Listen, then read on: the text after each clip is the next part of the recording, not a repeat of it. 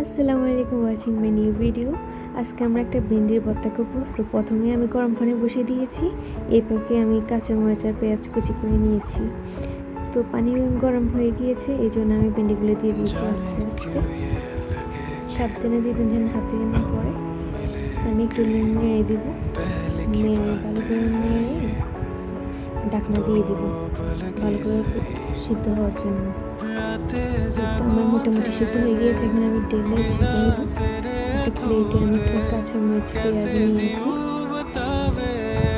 স্বাদ মতো লবণ দিব, পরিমাণ মতো সরিষার তেল দিব। ভালো করে হাতে চটকিয়ে নেব, একদম পেঁয়াজটা নরম হয়ে যায়, তখন স্বাদটা একটু বেশি হয়। এখন আমি ভেন্ডিগুলো ঢেলে দেবো। অনেক গরম, সাবধানে করবেন। আস্তে আস্তে যেন একদম নরম হয়ে একদম যেন পিছিয়ে টাইপের হয়ে যায়। এটা বিশেষ করে ডায়াবেটিস যাদের ওনাদের শরীরের জন্য এগুলো ভালো। এই তো আমার হয়ে গিয়েছে। এখন আমি পেঁয়াজের সাথে ভালো করে মিক্স করে নেব। ভালো করে মিক্স করে একটা বাটিতে নিয়ে নেব।